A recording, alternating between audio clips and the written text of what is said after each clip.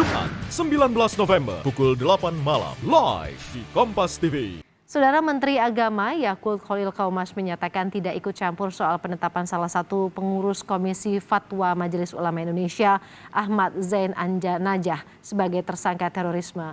Menurut Yakut, jika Ahmad Zain memang terbukti terlibat dalam tindak pidana terorisme, maka biarkan diproses secara hukum. Menteri Agama mempersilahkan aparat penegak hukum mengusut tuntas kasus yang menimpa anggota Komisi Fatwa MUI berinisial ZA atas dugaan tindak pidana terorisme. Menurut Yakut, jika ZA terbukti melanggar dan juga melakukan aksi terorisme, maka sudah sewajarnya menerima hukuman. Kita mau lihat dulu ya. Jadi kalau terlibat teroris kan ada hukumnya sendiri. Ya kan? Iya, terus apa yang ditanyakan? Kalau menurut Pak Yakut gimana Pak? Ini kan ya diproses saja secara hukum. Diproses secara hukum, kalau memang terbukti harus dihukum, kan begitu. Tapi informasi yang Bapak dapat seperti apa Pak? Ya nanti kita rilis ya.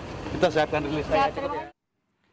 Kadif Humas Polri menyebut anggota MUI yang ditangkap Densus 88 kini telah ditetapkan sebagai tersangka teroris. Ia menegaskan Ahmad Zain akan wajib mempertanggungjawabkan perbuatannya secara personal, tidak terikat pada institusinya.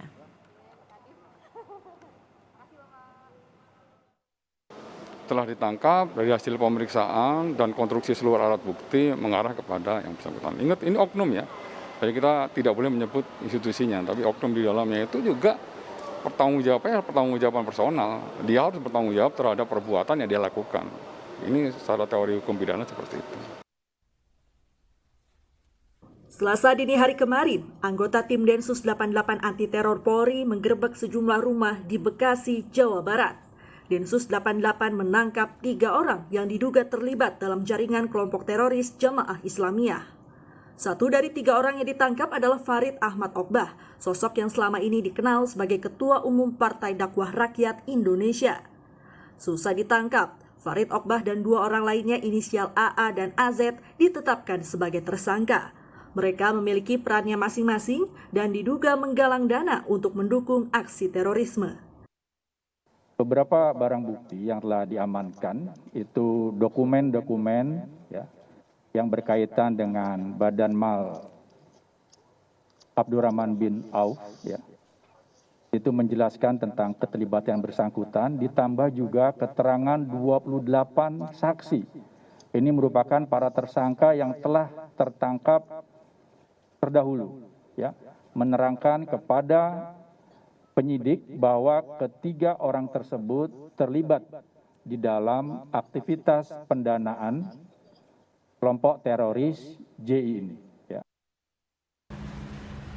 Sementara itu, Majelis Ulama Indonesia MUI membenarkan kabar bahwa 1 dari 3 orang yang ditangkap Densus 88 bernama Ahmad Zain Najah merupakan anggota Komisi Fatwa MUI. Ketua MUI Holil Nafis menegaskan MUI langsung menonaktifkan Zain dari kepengurusan.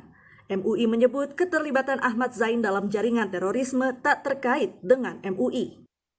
Pertama, yang bersangkutan benar adalah anggota Komisi Fatwa MUI yang merupakan perangkat organisasi di MUI yang fungsinya membantu Dewan Pimpinan MUI.